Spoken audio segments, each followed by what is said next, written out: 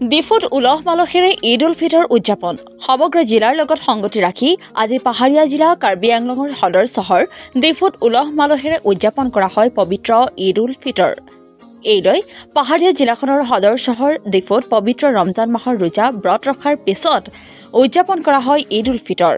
ডিফু চহৰ আৰু ইয়াৰ পাৰ্শ্বৱৰ্তী অঞ্চলৰ ইছলাম ধৰ্মাৱলম্বী লোকে ডিফু জামে মছজিদত সমবেত হয়।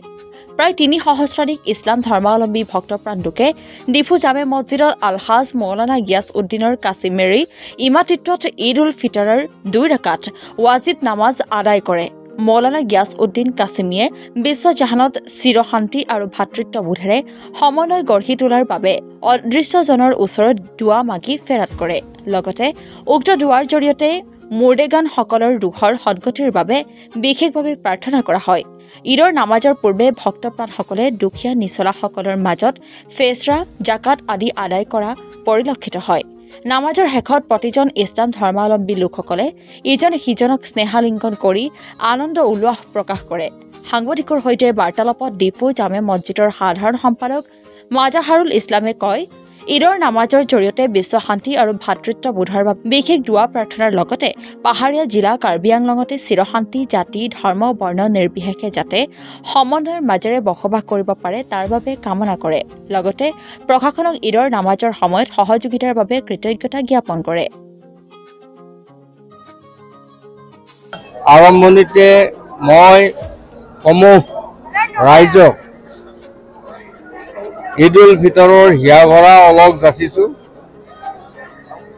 আৰু গোটেই সমাজখনত ঈদ উল ফিতৰৰ এই সুন্দৰ পৰিৱেশটোৱে সাম্প্ৰতিক পৰিস্থিতিত এটা সুন্দৰ বাতাবৰণ সৃষ্টি কৰি আমাক শান্তিত থকাৰ সাহস যোগাব বুলি আশা কৰিছোঁ। আমাৰ সংবাদ সেৱী বন্ধু বান্ধৱীসকলে যিসকলে এই সুবিধাকণ আমাক দিছে তেওঁলোককো ধন্যবাদ জ্ঞাপন কৰিছোঁ। প্ৰশাসনৰ দিশৰ পৰা অহৰহে আমাৰ লগত থাকি আমাক ঈদৰ নামাজ আদায় কৰাত যি সহানুভূতি যি অনুগ্ৰহ আমাৰ প্ৰতি দেখুৱালে তাৰ বাবে তেখেতসকলকো ধন্যবাদ জ্ঞাপন কৰিছোঁ। মুঠতে আমি সম্পূৰ্ণ শান্তিপূৰ্ণভাৱে আজি ডিফু জামে মছজিদত সমূহ ডিফু ইছলাম ধৰ্মাৱলম্বী লোকসকলে সমবেত হৈ ঈদৰ নামাজ আদায় কৰিবলৈ সক্ষম হ'লোঁ অপৰজনৰ কৃপাত।